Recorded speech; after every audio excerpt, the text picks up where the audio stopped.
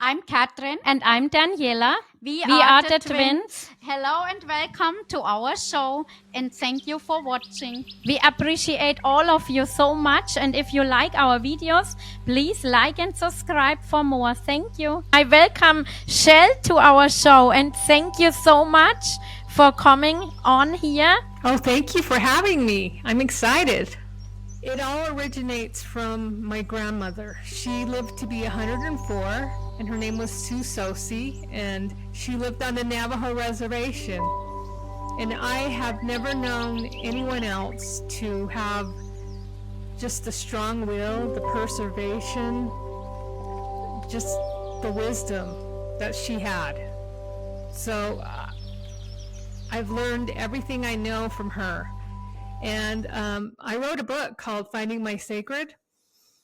And in it, I talk a lot about her, and there's some stories about her and I together, and just how much she influenced me and how much my roots have come from her. And yes, and I went through a difficult time. I had anxiety and agoraphobia. I didn't leave the house for a 3-year period. And once I would leave the fences of my house, I would be gripped by panic and anxiety. So I couldn't leave. And it was a difficult time. So I did something. I prayed to the universe, and I wrote in a book, "Dear universe, can you please help me? Or if you can't heal me, can you please take me?" Because at that point, I was waking up every day, and I would wake with my heart beating really fast. And I know now where it came from. I know that I felt like I was in such a difficult situation and a difficult place. I really thought that there was no other way for me to live. I thought this was going to be my life forever. And it was not a life, it was an existence. So I wrote in a book, "Dear universe, please help me or heal me." And I put the book up on my shelf and didn't think anything about it. And one morning I woke up and it was different. I took the phone out of my phone charger, and the battery popped out on my hand, and I dropped the phone and it was destroyed. And from there, I'm like, I feel different. I mean, that was weird that happened, but I didn't think much of it until I woke up and I started walking around, and I realized I felt like something was talking to me in my head, and it said, "This is a look behind the veil." And everything was crisp, everything was clear, and I felt connected to everything. And that was the beginning. It felt like this for 3 days, a beginning of my awakening. And in the awakening, it was told to me, we are the one, and you need to help others and yourself get to New Earth. And back then, this is what, 6-7 years ago, it didn't make sense to me. But now, today, I'm seeing Bashar and Dolores Cannon, and they talk about raising your vibration and getting to the New Earth. And actually, I didn't know what I was doing, but I started doing podcasts from that moment on. And I know people 7 years ago were probably like, what is she talking about? Raise your vibration, New Earth. And now it's all coming together. And it was a message. And from that time I had my awakening, I was healed. The first thing I did too, it's kind of funny, is I now didn't have panic and anxiety. I'm like, I want to go to a big box store and I want to go to the back without panicking. And that's what I did. That was my first thing I did when I was healed. I went to a big box store, and I, without panic, walked clear to the back. And I'm like, oh, this is where all the video games and computers are and all the stereos. I didn't know, I had forgotten what was back there. So from there on, I said, it's my mission. Nobody should have to live like this. To assist people who have panic and anxiety. And what I found looking back is it starts with a thought, a mere thought in our heads. At least for me it did. It was the thought of not being good enough, the thought of just people pleasing and wanting to look good for others. And it really sent me into panic. And even the thoughts about my health, you're not healthy, oh no, you might have to go to the hospital, and just those thoughts, and it would lead me down a rabbit hole and send me into a panic. And I'd like to look back, and I was thinking I was living like an ant, going from A to B, coming back, and I didn't really look around me outside of, okay, go to work, do what you have to at work, come home, do all your chores, fix dinner, and then start over again. And now I do still work, but I make time for myself. I make time for nature, grounding. I love to do grounding. I love to write about my dreams in my journal. And I love to talk to my higher self. And I write to my higher self in a journal.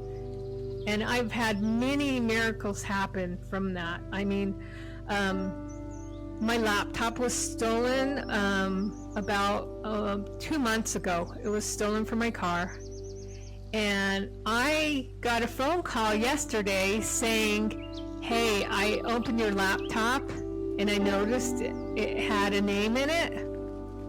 And are you Rochelle? And I said, yes. And the lady said, I have your laptop. So this morning, I went to go get it.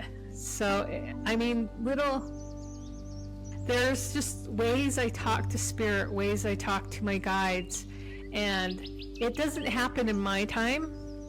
It happens in divine timing. So, I'm still learning. I have to say this, from when I was in college, I turned on PBS. And when I turned on PBS, I saw Wayne Dyer. And I was mesmerized by him. I saw this guy on stage with a black hat, all in black, no shoes on. And he was talking to me about spirituality and the states of consciousness and being in the higher realm. And I thought, wow, that is amazing. I want to do what he does. That was my first thought. I'm like, I'm not a guy. I'm not bald and I don't wear hats, but I want to do something like he does, because what he's doing has the ripple effect and it affects us all. And I'm a fan of Wayne Dyer. I'm a fan of Byron Katie and Louise Hay, and I watch Mind Valley and I watch Gaia. So I love anything talking about spirituality and leveling up. And I take pieces from everyone and I make my own. The people that have communicated to me from beyond, they're making their own way back there. And I am not telling you this is how it is. Like, I had one relative, my dear aunt, and she said, I am choosing to relive the moments where I was young and I had my children. I'm going back to relive that timeline. And I'm like, wow, that's great. And where my dad, I know, he told me right after his passing, he said, I may want to be reborn. So, I ask for blessings for them and the people around me every day.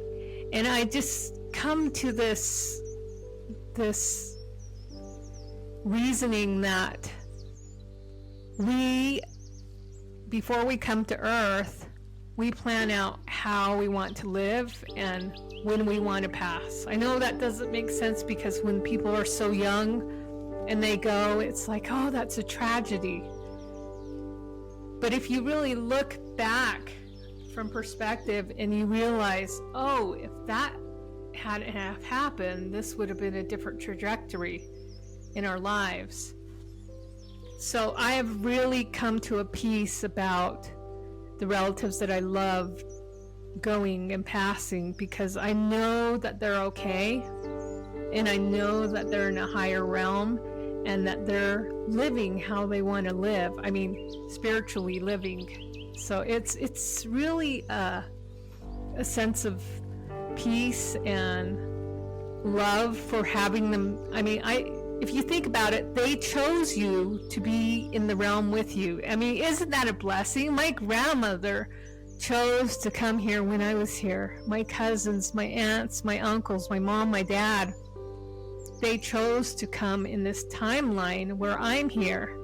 And that's a blessing in itself, knowing that they trusted me and loved me, even friends around me.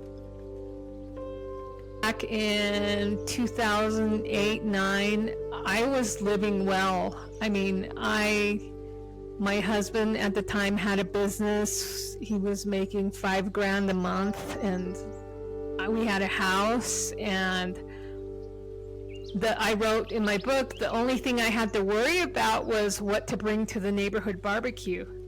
And I was just thinking, keeping up with the Joneses. I want the latest golf clubs. I wanted a nice car, and appearance was important, how I looked to my neighbors, how I looked to my family and friends. But it wasn't me.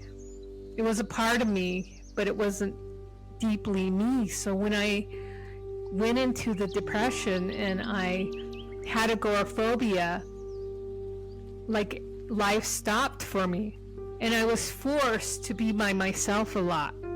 And in those times, I did contemplate, okay, here I am now. And in that space, I call it a lower vibration. And the reason why I call it a lower vibration is because the world looked completely different from that perspective. I really believe I was vibrating low, and my reality came out. It was fearful. I remember going to my uncle's funeral, and I remember I had to drive there with a friend, and I had the thought while I was sitting out in the pew, I saw my uncle, his casket up front, and I thought, who's next? And that thought sent me in a spiral. I actually went to the bathroom, and to me the bathroom seemed small, enclosed, and really scary. And I had a panic attack in there. And then I told my brother, we gotta go, I'm sick. So I made him go and take me home, and I panicked all the way home. And I thought to myself, I never want to go back there. And come back to 8 months ago, I had a cousin who passed away. It was her father. And I'm a little bit of dread, even though I feel confident and I really don't suffer from panic attacks like I used to. Actually, I have anxiety here and there when things are stressful, but that just shows I care. But I was supposed to go to this funeral, and I thought, oh, it's at the same place where I had this panic attack. I don't really think I want to go, but I have to honor her. She was important in my life, so I'm going to go. So we go to the place, and I go inside the chapel, and as I'm looking around, I'm like, this doesn't look like the same chapel he was in. So I asked my cousin, is this where my uncle had his funeral? And she's like, yes. And it's a beautiful place, and it's open. And I went to the restroom. It didn't seem like the same restroom. The one back when I had that first panic attack seemed so small and enclosed. And this restroom that I was looking at was big and spacious. And the whole place was big and spacious. And it looked gloomy on the outside when I went the last time, and I went outside and it was glorious. And I came to the conclusion I was low vibrating. I was in a low place, and therefore my perception, everything was gloomy, small, enclosed. And now my perception is better, and everything is spacious and open and free. My grandmother, oh God bless her, when I was in my years of depression, my mom did call her, and wow, she was probably like 88 at that time, a young 88 or maybe even 90. She traveled from Page, Arizona, 7 hours, came to my house, and she was concerned about me, her and my aunt.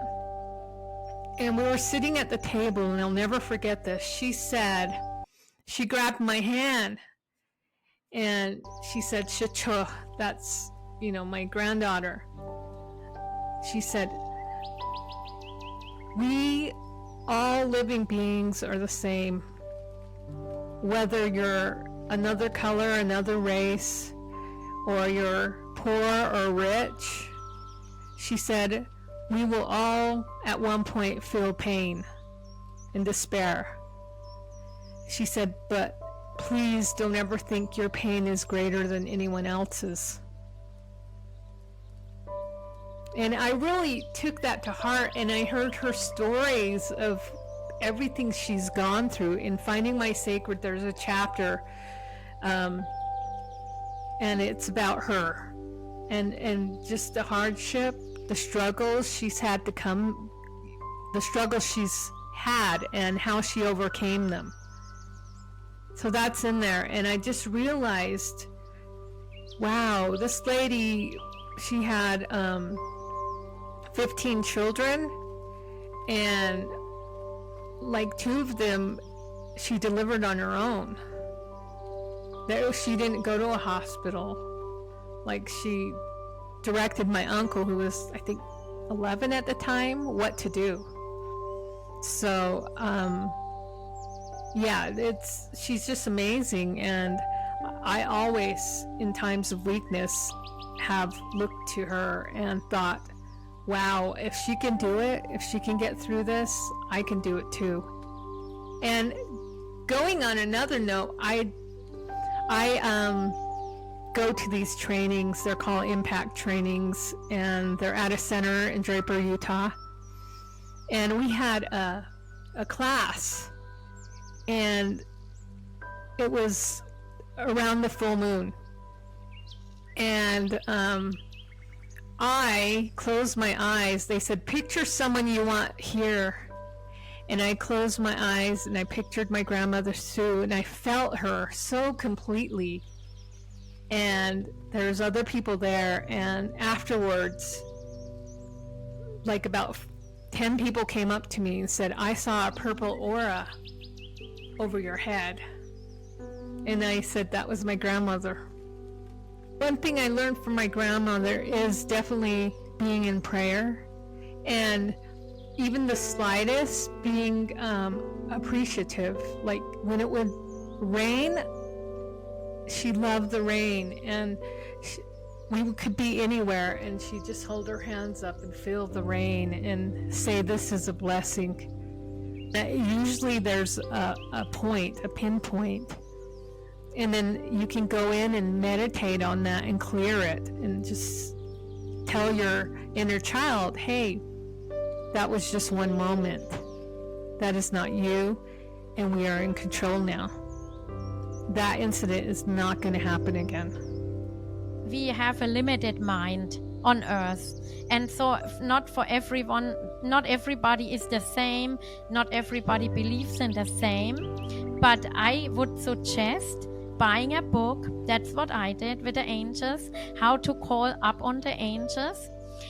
And I did that, and it saved actually my and my sister's lives, because we forgot to unplug a burner from the outlet, and we went to sleep. And I was reading that book from the angels, and so if I believe it or not, it was done up to me, but it was very interesting for sure.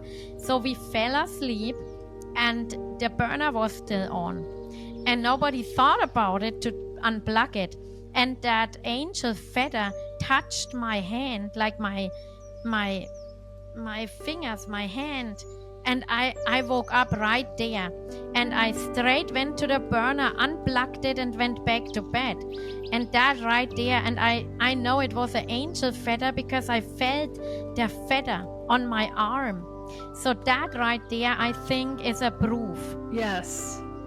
Yeah, I do. I feel like I learn something new every day too.